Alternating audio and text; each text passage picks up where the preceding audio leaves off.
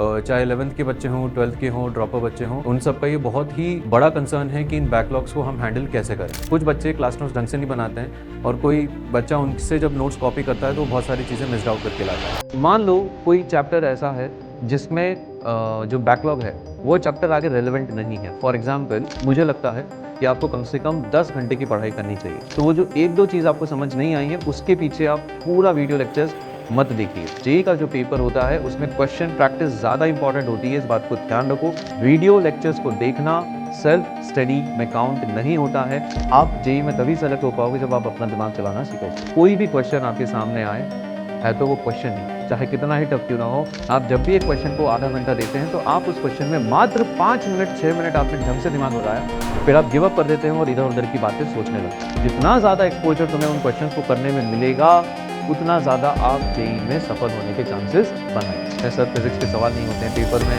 हमारा मन होता है कि हम 1-1.5 घंटे में ही पेपर से उठ के चले जाएँ, क्योंकि अगर आप 12th क्लास में हैं और जैसे जैसे आप आगे बढ़ते जाएंगे आपको बोर्ड का डर भी सताएगा, आपको वाइवा का डर सताएगा, आपको प्रैक्टिकल का डर सताएगा। हो सकता है राखी के दिन आपको होम सिकनेस हो जाए, आपको घर वालों की याद आए, आपका पढ़ने का मन बिल्कुल नहीं है। ये उन बच्चों के लिए है जो बोलते हैं कि सर हमें तो कोई बैकलॉग नहीं, हम तो ढंग से पढ़ रहे हैं। हेलो प्यारे बच्चों, आज मैं एक बहुत बड़ी समस्या आपके सामने लेके आया हूँ। जो आप लोग हमसे क्वेश्चंस पूछते रहते हैं कि सर 2-3 महीने हो गए, 4 महीने हो गए हमारी पढ़ाई को शुरू होते हुए, और अब जो है ना बैकलॉग्स आना शुरू हो गए हैं। चाहे 11th के बच्चे हों, 12th के हों, ड्रॉपर बच्चे हों, उन सब का ये बहुत ही बड़ा कंसर्न है कि इन बैकलॉग्स को हम हैंडल कैसे करें।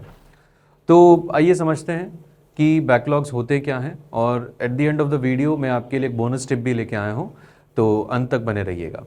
सबसे पहले तो ये समझते हैं कि बैकलॉग्स होते कौन कौन से हैं।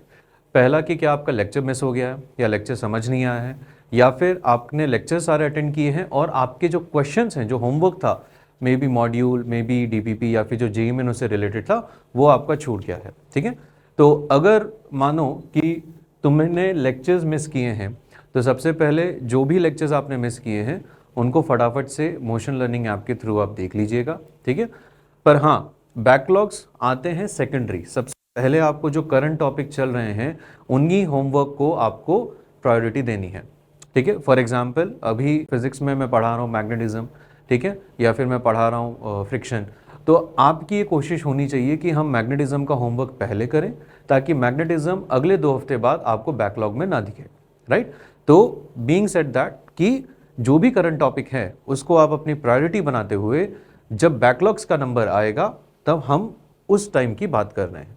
तो बैकलॉग्स में अगर आपके लेक्चर्स मिस हो गए हैं, हो सकता है आप बीमार पड़ गए हो सकता है आप किसी कारणवश क्लास न आ पाए हो सकता है आप क्लास आ गए पर वो लेक्चर आपके बिल्कुल भी समझ में ना आए, तो ऐसी सिचुएशन में आप मोशन लर्निंग ऐप के थ्रू वीडियो लेक्चर्स देख सकते हैं। और उसमें एक बहुत ही बढ़िया फीचर है कि आप उसको 1x, 1.5x, 2x की स्पीड पे देख सकते हैं, ताकि आपको जो पार्ट समझ में आ जाए वो रेलेवेंट ना लगे, आप उसको फटाफट स्किप करके आगे बढ़ जाए। दूसरा मैं तो ये बोलूँगा कि जितने भी क्लास नोट्स हैं आप किसी क्लास में ट्रस्टेड बंदे से लें, क्योंकि मैंने ऐसा देखा है कि कुछ बच्चे क्लास नोट्स ढंग से नहीं बनाते हैं और कोई बच्चा उनसे जब नोट्स कॉपी करता है तो वो बहुत सारी चीज़ें मिस्ड आउट करके लाता है। ठीक है, तो किसी ट्रस्टेड बच्चे से अपने क्लास नोट्स बनवाएं।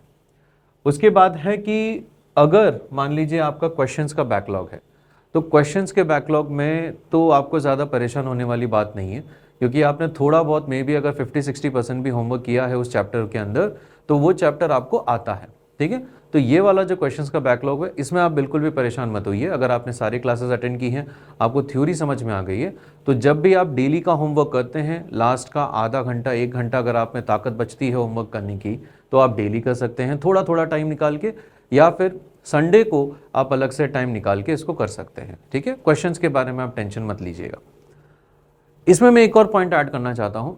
मान लो कोई चैप्टर ऐसा है जिसमें जो बैकलॉग है वो चैप्टर आगे रेलेवेंट नहीं है। फॉर एग्जांपल जैसे रे ऑप्टिक्स है। ठीक है, तो रे ऑप्टिक्स काफ़ी बच्चों को टफ चैप्टर लगता है, और है भी क्योंकि लेंदी बहुत है, बहुत सारे कॉन्सेप्ट उसके अंदर होते हैं, कहीं ना कहीं ओवरलैपिंग होती है, और इस वजह से बच्चे कंफ्यूज हो जाते हैं कि कब कौन सा फॉर्मूला हम यूज़ करें। तो 13th के अंदर 12th के अंदर अभी इलेक्ट्रोमैग्नेटिज्म वाला पार्ट चल रहा है, तो अगर आपका रे ऑप्टिक्स में बैकलॉग है तो अभी उसको कवर करने का फ़ायदा नहीं है। इंस्टेड आप इलेक्ट्रोस्टैट्स वाले बैकलॉग को पहले कवर करिए, क्योंकि उसका कहीं ना कहीं यूज़ इलेक्ट्रोमैग्नेटिज्म में आएगा। ठीक है, सिमिलरली केमिस्ट्री और मैथ्स में आपके जो भी टॉपिक्स चल रहे हैं कि हमें सर मल्टीपल बैकलॉग्स है, पहले कौन सा कवर करना चाहिए, तो ये बात आप अपने टीचर से एक बार कंफर्म कर लीजिएगा कि सर आपको मेरे पास इतने 5 टॉपिक हैं बैकलॉग्स के, आपको क्या लगता है पहले किस ऑर्डर में कंप्लीट करूं, ठीक है।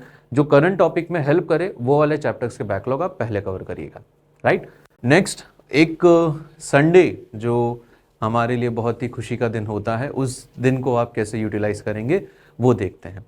देखो बच्चों, संडे में आपको मानता हूँ कभी कभी हम टेस्ट रख देते हैं, पर यूजुअली वो टेस्ट भी हम मंडे को या सैटरडे को शिफ्ट कर देते हैं ताकि संडेज आपकी यूजुअली फ्री हो जाएं। तो संडे को मैं आपको मिलते हैं 24 आवर्स, और मुझे लगता है कि आपको कम से कम 10 घंटे की पढ़ाई करनी चाहिए। 10 घंटे अगर आप सेल्फ स्टडी कर भी लें, उसके बाद भी अगर आप 8 घंटे की बढ़िया नींद निकालें तो 10 और 8 18, 6 घंटे आपके पास बचते हैं फुल ऑन मस्ती करने के लिए कि आप बाहर जाके खाना वाना खाइए, बाहर कहीं घूमने जाइए। कोटा वैसे ही इतना सुंदर शहर है, यहाँ पे घूमने की बहुत सारी जगह हैं, अपने दोस्तों से जाके मिलिए, कुछ भी मूवीज़ वगैरह देखने जाइए। तो संडे को आप बढ़िया से मस्ती करिए, रिफ्रेश हो जाइए, रीसेट हो जाइए अगले वीक की तैयारी के लिए। पर इन सब चीज़ों में ये मत भूलना कि आपको अभी भी 10 घंटे की पढ़ाई इस संडे को करनी है। 10 घंटे को आप डिवाइड कर सकते हैं अपने हिसाब से, 2.5 घंटे के 4 स्लॉट बना दो, 3-3 घंटे के 2 स्लॉट और 2-2 घंटे के 2 स्लॉट, डिपेंडिंग अपॉन जो भी आप करना चाहते हैं, ठीक है। तो संडे को अच्छे से यूटिलाइज करो, संडे को बढ़िया से जो है अपनी प्रैक्टिस करो, सेल्फ प्रैक्टिस करो, राइट। वो सब करने के बाद, ठीक है, आपको करना है एकदम जितना ज्यादा मस्ती कर सकते हैं उतनी ज्यादा मस्ती करिए संडे को, ताकि आपके अगले वीक के लिए आप बढ़िया से री एनर्जाइज हो जाएं और तैयार रहें अगले वीक के संडे के इंतजार में। तो ये है संडे की कहानी, ठीक है। 10 आवर्स की मैं आप सबसे सेल्फ स्टडी जो है एक्सपेक्ट करता हूं, राइट। अब आता है कि सर हमने एक वीडियो लेक्चर को देखा, सबसे पहले क्लास अटेंड की, वो क्लास में हमको समझ नहीं आया, तो मैंने घर जाके फिर से वीडियो लेक्चर देखा, फिर सर वो भी समझ में नहीं आया तो मैंने वापस उसको रिवाइंड करके फिर से वीडियो लेक्चर देखा, सर फिर भी समझ में नहीं आया तो मैं किसी थर्ड टीचर का लेक्चर देख रहा हूँ। आपको लग रहा होगा कि मैं बहुत हाइपोथेटिकल बातें कर रहा हूँ, बट ऐसा नहीं है। बच्चे आके हमसे ये सारे कंसर्न्स शेयर करते हैं, ठीक है। तो इसके लिए मैं बोलूँगा कि एक ही लेक्चर को अगर आपको ठीक ठाक आपके नोट्स बन गए हैं और आपको ठीक ठाक समझ में आ गया है, तो आप जो है टीचर ने मान लीजिए 10 चीज़ें समझाई हैं और आपको 8-9 चीज़ें समझ में आ गई हैं, तो वो जो 1-2 चीज़ आपको समझ नहीं आई है उसके पीछे आप पूरा वीडियो लेक्चर्स मत देखिए, प्लीज़ मत देखिए, उससे आपका बहुत सारा टाइम खराब होगा। उससे अच्छा ये है कि घर आके 15 से 30 मिनट में आपने पूरा लेक्चर को रिवाइज कर लिया और उसके बाद जो है 2 घंटे के आपने क्वेश्चंस लगा लिए जो भी टीचर ने होमवर्क दिया है, ठीक है। प्रैक्टिस ज़्यादा करो, जेई का जो पेपर होता है उसमें क्वेश्चन प्रैक्टिस ज़्यादा इंपॉर्टेंट होती है, इस बात को ध्यान रखो। आप एक ही लेक्चर को कितनी ही बार देखते रहो, जब तक आप खुद से पेन नहीं चलाएंगे तब तक आपको वो चीज़ें उतने अच्छे से समझ में नहीं आएंगी। जो भी बच्चे बोलते हैं कि सर सिली मिस्टेक्स हो गई, पॉजिटिव की जगह नेगेटिव कर दिया, एडिशन की जगह सब्ट्रैक्शन कर दिया, या फिर हमको जो हाइट थी वो ग्राउंड से निकालनी थी हमने टॉप से निकाल दी, या फिर सवाल ने ए पूछा था हमने बी निकाल दिया, ये सारी चीज़ें जो हैं कहीं ना कहीं प्रैक्टिस से एलिमिनेट हो जाएंगी। इस चीज़ का आप ध्यान रखिएगा, राइट। तो मैं तो यही बोलूँगा कि प्रैक्टिस जो है वो री वॉचिंग से मच बेटर है। और किसी टॉपिक में अगर आपके 2-3 डाउट रह भी जाते हैं, किसी लेक्चर में अगर आपके 2-3 छोटे मोटे डाउट रह भी जाते हैं, लेक्चर्स ना देखें, सीधा जाओ टीचर्स के पास कि सर ये पॉइंट समझ नहीं आया। टीचर आपको, बड़े स्मार्ट होते हैं टीचर्स, और वो आपको जो है 2-3 मिनट में उन चीज़ों को सिखा देंगे। आप वीडियो लेक्चर्स देखने जाएंगे तो 1-1.5 घंटा आपको और लग जाएगा। And trust me, video lectures को देखना सेल्फ स्टडी में काउंट नहीं होता है, क्योंकि क्लास में टीचर अपना दिमाग चला रहा है, वीडियो लेक्चर्स में वो टीचर अपना दिमाग चला रहा है। आप जेई में तभी सेलेक्ट हो पाओगे जब आप अपना दिमाग चलाना सीखोगे, ठीक है। रही बात की क्वेश्चंस अटेम्प्ट करने में टाइम कैसे लगे, क्योंकि आप क्या करते हैं, मतलब एक ही क्वेश्चन के पीछे आधा घंटा आपने निकाल दिया, और ऐसा मैंने भी मेरी जेई प्रिपरेशन में किया है कि 3 घंटे के अंदर मैं मुश्किल से 6 से 7 क्वेश्चन अटेम्प्ट कर पाया, और उसमें से भी 5 क्वेश्चन डाउट थे। तो ऐसा हर जेई एस्पिरेंट के साथ होता है, इट इज़ क्वाइट नॉर्मल। तो उसके लिए मैं बोलना चाहूँगा कि कोई भी क्वेश्चन आपके सामने आए है तो वो क्वेश्चन ही, चाहे कितना ही टफ क्यों ना हो, उसका जो उसकी वर्थ होती है वो मात्र 4 नंबर की होती है या 3 मार्क्स की होती है, राइट। कोई भी क्वेश्चन हो उसको 5 से 6 मिनट का टाइम पर क्वेश्चन दिया करो। उसके बाद भी अगर वो क्वेश्चन आपसे नहीं होता है तो आप जो है उसमें 20-25 मिनट एक्स्ट्रा लगा दोगे, उससे कोई फ़ायदा नहीं होगा। ठीक है, मान लीजिए आप कोई च्युइंगम खाते हैं तो च्युइंगम में जितना भी मिठास होती है वो 2 मिनट में ख़त्म हो जाती है, उसके बाद भी हम उस च्युइंगम को आधे घंटे तक चबाते रहते हैं जस्ट बिकॉज कि हम उसके पूरे पैसे वसूल लें। तो ऐसा यहाँ पे नहीं होता। आप जब भी एक क्वेश्चन को आधा घंटा देते हैं तो आप उस क्वेश्चन में मात्र 5 मिनट 6 मिनट आपने ढंग से दिमाग लगाया, फिर आप गिव अप कर देते हैं और इधर उधर की बातें सोचने लगते हैं। आई होप मेरी बात आपको ये समझ में आई हो। तो जितना भी टाइम आपको देना है 5 से 6 मिनट दे दो। अगर मैथ्स का सवाल है, कैलकुलेशन लेंदी है, इट्स ओके, जब तक आप मूव फॉरवर्ड कर रहे हैं उसको सवाल में आप अपना टाइम दे सकते हैं। कंटिन्यूस कैलकुलेशन चल रही है, 10-15 मिनट क्वेश्चन ले रहा है, इट्स ओके।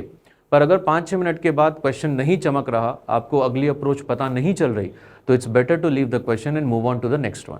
आधे घंटे में एक क्वेश्चन करने से अच्छा होता है कि आप आधे घंटे में 6-7 क्वेश्चन अटेम्प्ट करिए। जितना ज़्यादा एक्सपोजर तुम्हें उन क्वेश्चंस को करने में मिलेगा, उतना ज़्यादा आप जेईई में सफल होने के चांसेस बनाएंगे, राइट। अब कुछ बच्चे, जैसे आज ही पीटीएम थी और बहुत सारे बच्चों को से मैं पूछता हूँ, वो बोलते हैं सर फिजिक्स के सवाल नहीं होते हैं पेपर में, हमारा मन होता है कि हम 1-1.5 घंटे में ही पेपर से उठ के चले जाएं।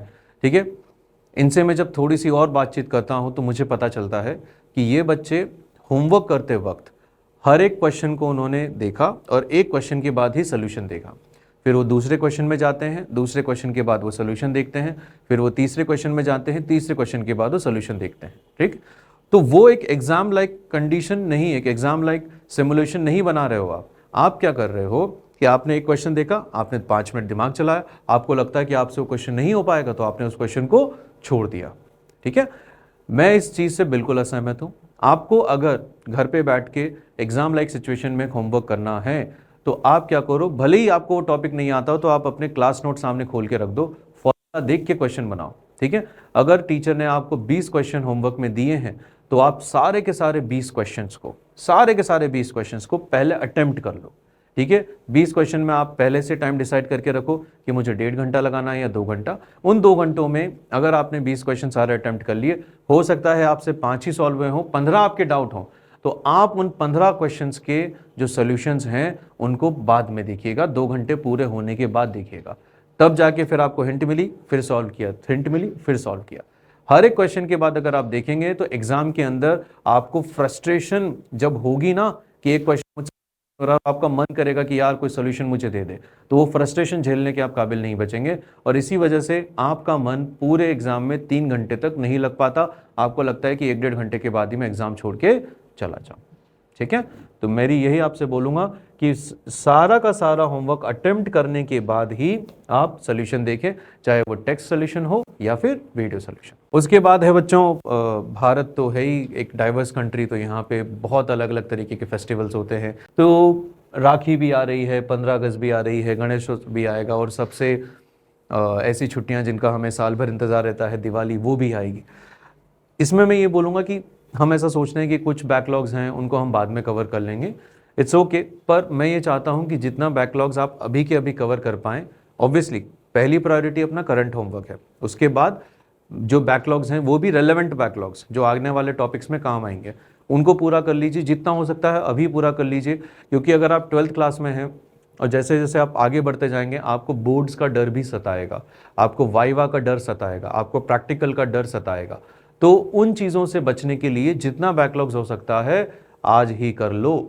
ठीक है, इन छुट्टियों का इंतज़ार मत करो, क्योंकि आपको नहीं पता कि राखी पे आपको हो सकता है घर जाना पड़े या राखी पे कुछ और डिस्ट्रैक्शन हो सकता है राखी के दिन आपको होम सिकनेस हो जाए, आपको घर वालों की याद आए, आपका पढ़ने का मन बिल्कुल ना करे। ठीक है, it is quite a possibility, तो इस चीज़ का ध्यान रखिएगा। 15 अगस्त है, आराम से जो है अपनी देशभक्ति में लीन होने के बाद आप थोड़ी बहुत जितना टाइम बचता है कोशिश करिए ज़्यादा से ज़्यादा उस दिन बैकलॉग्स कवर करने की, पर ऐसा नहीं कि उसी दिन पूरा हम छोड़ दें उस दिन के ऊपर ही कि सब कुछ उसी दिन पढ़ना है। उसके बाद आता है गणेशोत्सव। ठीक है, इसमें कभी छुट्टी मिलती है तो उस चीज़ को भी यूटिलाइज़ करिए, पर उनको बोनस दिन की तरह रखिएगा, राइट। दिवाली में तो देखिए कुछ बच्चे यहाँ पे रुकते हैं, अपना मन मार के यहाँ पे रुकते हैं, पढ़ाई करते हैं, और कुछ बच्चे जो हैं घर चले जाते हैं। घर पे उनकी कुछ बच्चों की पढ़ाई हो जाती है, कुछ की नहीं हो पाती है। बुक्स वगैरह तो भर के लेके जाते हैं, बट वहाँ पे ना मन होता है ना ही माहौल होता है पढ़ाई का।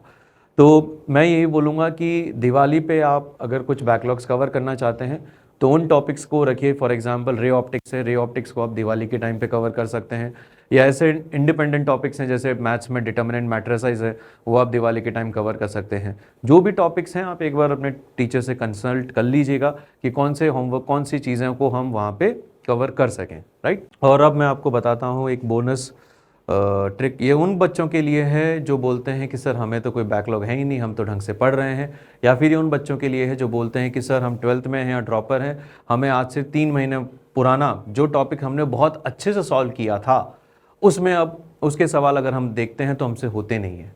ठीक है, जैसे काइनेमेटिक्स हुए सर 1 महीना हो चुका है और आज मैं काइनेमेटिक्स करने बैठता हूँ, मुझे सवाल नहीं होता। हमने सर इलेक्ट्रिक फील्ड के सवाल 2 महीने पहले किए थे, आज मैं करने बैठता हूँ तो सवाल नहीं होता। तो ऐसे टॉपिक्स को हम कैसे रिवाइज करें, उसकी बहुत ही शॉर्ट एंड सिंपल स्ट्रैटेजी मैं आपके सामने लेके आया हूँ। Sunday, right. तो संडे को कैसे यूटिलाइज करेंगे, एक चैप्टर को, पहली बात तो चाहे कितना ही बड़ा चैप्टर हो, ठीक है, कितना ही छोटा चैप्टर हो, फॉर एग्जांपल ग्रेविटेशन है, छोटा चैप्टर है, उसके नोट्स को आप 10 से 15 मिनट में रिवाइज करके ख़त्म कर दो। जितना आता है उतना कर लो, जो नहीं आता उसको छोड़ दो। इलेक्ट्रोस्टैट से बड़ा चैप्टर है, कुछ भी करके उसके नोट्स को आप 30 मिनट्स के अंदर रिविजन करके ख़त्म कर दो। उसके बाद फिर आप क्या करेंगे, जेईई मेन की किताब खोलिए। जेईई मेन की किताब खोलने के बाद आप खुद को चैलेंज करिए कि मुझे 2 घंटे में कितने सवाल करने हैं, 50। हो सकता है अगर आपका वो टॉपिक स्ट्रांग है तो आप 2 घंटे में 60 का चैलेंज ले सकते हैं। अगर आपका वो टॉपिक वीक रहा है तो आप 2 घंटे में 40 या 45 क्वेश्चंस का भी ले सकते हैं। तो यहाँ पे जेईई मेन का अगर आपको करना है तो 2 घंटे, 50 क्वेश्चन एडवांस में करना है तो 3 घंटे। तो अपने हिसाब से आप एक टारगेट डिसाइड कर लो। और फिर ये पीवाईक्यूज के सवाल हैं, आपको मॉड्यूल वापस लगाने की जरूरत नहीं है, आपको पीवाईक्यूज के हिसाब से खुद को ट्रेन करना है। और अब अगला चैलेंज इसमें यह आता है, मतलब तुम क्या करते हो कि जैसे तुमने बोला 50 क्वेश्चन करेंगे, अब 50 क्वेश्चन आप करने जाते हो तो इलेक्ट्रोस्टैट्स में शुरू किया तो स्टार्टिंग के 50 क्वेश्चन आप वही करके रह गए, force force force, Coulomb's law, force force force, ठीक है। इक्विलिब्रियम के 10 सवाल रिपीट हो रहे हैं एक जैसे, ऐसा मत करो। अगर उस पीवाईक्यू के अंदर 200 क्वेश्चंस हैं तो, और आपको कितने करने हैं, 50, तो आपको क्या करना, 200 क्वेश्चंस को आप 4 पार्ट में बांट लो, क्योंकि हमें सारी वैरायटी कवर करनी है, एक ही क्वेश्चन को बार बार रिपीट नहीं करना। तो आपने क्या किया, पहला, 5वां, 9th, 13th, 17th, ऐसे करके हर चौथा सवाल आपने वहाँ पे सॉल्व कर लिया, राइट। उसके बाद ये तो अभी का रिवीजन है, एक रिवीजन आप तब करेंगे जब आप दिसंबर जनवरी में होंगे, उस टाइम पे आप बचे हुए 4 सवाल को सॉल्व कर लीजिए, ठीक है। उसके बाद फरवरी मार्च में भी आप एक बार फिर से रिवीजन करेंगे, अप्रैल के अटेम्प्ट के लिए, एडवांस के लिए, तो उस टाइम पे आप बचे हुए जो क्वेश्चंस हैं उनको आप रिपीट कर लीजिए, जैसे मैंने यहाँ पे लिख रखा है, ठीक है। तो इस तरीके से क्या होगा, आपने रिवीजन किया 4 बार, चारों बार आपने सारे टॉपिक्स को रिवाइज भी कर लिया और जितने भी क्वेश्चंस थे वो भी रिवाइज हो गए, ठीक है। तो इस स्ट्रैटेजी को आप यूज़ कर सकते हैं, इसमें आपकी सारी वैरायटी एज वेल एज जितने भी क्वेश्चंस पूछे गए हैं पीवाईक्यूज के अंदर वो सारे कवर हो जाएंगे। ये आपके ऊपर डिपेंड करता है कि आपको जेईई मेन के लगाने हैं या फिर जेईई एडवांस के क्वेश्चंस लगाने हैं, ठीक है। तो मेरे ख्याल से इतना काफ़ी है, आई थिंक वीडियो थोड़ा बड़ा हो गया है, और मेरी आपको बहुत सारी शुभकामनाएं हैं and all the best, best of luck जो भी लगे, और आप बढ़िया करें जेईई के अंदर। Thank you so much.